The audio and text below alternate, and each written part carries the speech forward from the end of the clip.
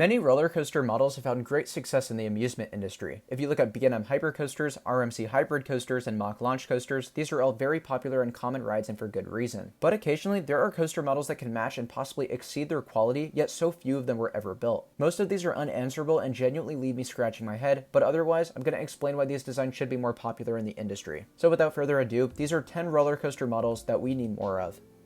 Number 10, B&M Giga Coasters. This ride design hits the bottom spot since the reason there's not more of them makes absolute sense. B&M's only market for their Giga Coasters is basically Cedar Fair because they're just about the only company that would be willing to invest in something like this. If you look at the 3 Giga Coasters by B&M that have been built so far, Leviathan at Canada's Wonderland cost $28 million, while Fury 325 at Carowinds and Orion at Kings Island cost $30 million. This is a huge sum of money to invest, so I understand why it isn't more common. Yet still, I have to commend these rides because they are some of the greatest coaster experiences out there, while also having perfect capacity and are very reliable. Really, if 1 or 2 more of these were built, I think I'd be content, and it looks like that may be happening with the rumored Giga Coaster coming to Knott's Berry Farm. But until then, B&M Giga Coasters are so well-rounded that they deserve a spot on this list. Number 9, Intamin Winged Coasters. Now this is a bit of an interesting one because some would argue what makes a wing coaster by Intamin. Originally I was just going to talk about the hyper coasters they built with the winged seating, aka Sky Rush at Hershey Park and Flying Aces at Ferrari World, but the more I think about it, the more I also believe there should be more rides like Furious Baco at Portaventura. This is a true wing coaster with seats hanging off the side of the track, though this particular installation has a problematic hydraulic launch. The other two, slightly less traditional wing coasters, have cable lifts, which can also be tricky to maintain, but otherwise they're fantastic coasters overall. Sky Rush isn't the most popular amongst the general public because it's about as intense as can be, but that said, Flying Aces does prove that the model could be very popular and more accommodating to the average person. Either way, I think we need more coasters like these 3 out there in the world. Number 8, Intamin Spinning Coasters. A model that very few talk about because of its competition and rarity is super underrated in my opinion. Most of you who have ridden one of these are probably most familiar with Tornado at Bakken in Denmark, which to me looks like one of the best spinning coasters ever built. But more recently there was also Objective Mars at Futuroscope in France, which I think proves the diversity of this ride model. When compared to Tornado, that coaster is very intense with a unique chain launch system, whereas Objective Mars utilizes pre-shows, tire launches, drop tracks, and is generally more themed, which makes it such a complete family ride. So between these 2 coasters, I think that's already enough proof that just about any park should be able to find exactly what they're looking for in the realm of spinning coasters with Intamin.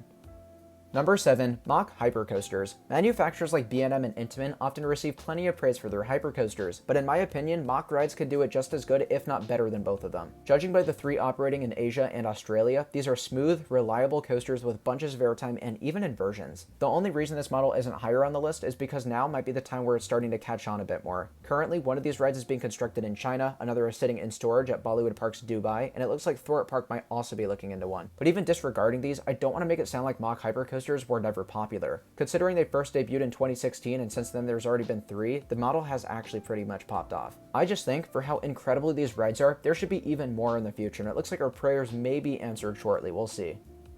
Number 6, RMC Raptor Coasters. Similar to Mack Hyper Coasters, RMC single rail coaster has become increasingly popular recently, which is why it doesn't make the top 5. A couple years back, it definitely would have been possibly number 1, if not like top 3. With that said, the model is so incredibly good and also quite affordable to the point where I think their popularity should have started a bit earlier. From the first 2 that have opened in 2018 to now, there have only been 2 of these built, and I know that seems perfectly fine, but I just think it should have been flying off the shelves like their other models. If you look at RMC's hybrid coasters, that first debuted in 2011, and there's been one built almost every year thereafter. I'm hopeful that soon there will be an increase in Raptor sales given how much sense it makes for some of these smaller parks looking for an awesome new thrill coaster to get one. Though for some reason, almost every park that has been interested in getting a Raptor so far has been a park on the larger side. Hopefully, we see a change soon and this thing makes plenty of sales like the iBox design has.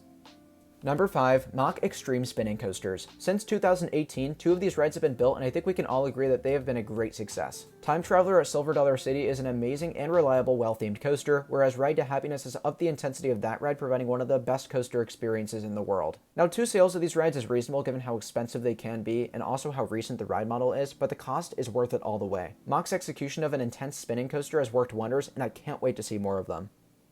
Number 4, any modern Vekoma thrill coaster. Originally, I was just going to be specifically looking at the Bermuda Blitz coaster and maybe the Flying Coaster, but let's be real, we need to see more of all of their new models. Recently, Vekoma completely reimagined their coaster designs from shaky, cookie-cutter attractions to smooth and intense crowd pleasers. The only problem is none of these have found their way to the United States. Only Europe and Asia have been blessed by the manufacturer thus far, but these rides are highly regarded amongst almost everyone. My hope is we start seeing some of these pop up in the States soon, since I know many parks that could benefit from a ride like this. Clearly, these will be a hit at just about any park that gets one.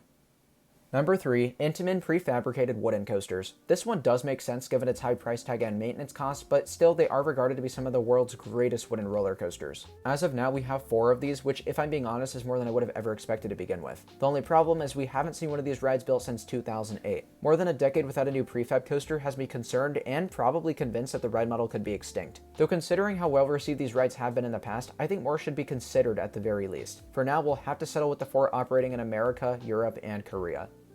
Number 2, S&S Fourth Dimension Coasters. Again, expensive price tags and problematic maintenance costs make it no wonder why only 2 of these have been built since 2006. But these 2 are known to be some of the best coasters ever built. Ejunaika at Fuji-Q Highland and Dinoconda at China Dinosaurs Park are about as intense as it gets, while also still being a hell of a crowd pleaser. Now currently the model is still technically in production, with the latest Dinoconda being built in 2012, which wasn't too long ago. So we could see another one of these things built in the future, but it's impossible to guess which park would be interested given how big of an investment it would be.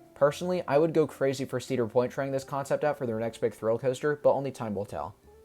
Number 1, Chance Hyper GTX Coasters. This by far gets number 1 because I literally could not tell you why more parks have not bought these. For the longest time, the only one built was Lightning Run at Kentucky Kingdom in 2014. Fortunately, another seems to be coming to Arizona later this year, but the gap of 8 years has me wondering what took so long. These coasters are affordable for big and small parks, have a wide variety of sensations, and I know Lightning Run has been highly acclaimed by the public and coaster enthusiasts alike. If any small parks are watching by the slimmest of slim chances, I would highly encourage they look into the Chance Rides Hyper GTX coaster. It would be a great move for just about any park given the diverse layouts they provide without breaking the bank. But with that being said, those were just 10 coaster models I'd love to see more of. All of these are great experiences that I wish to see more of in the future, but that's enough of my takes. Now I'd like to hear about yours. What are some other not so common coaster models that you would like to see hit the parks? Also, let me know what amusement parks could benefit from any of these 10 designs. Thank you all so much for watching, and I'll see you very soon. Bye guys.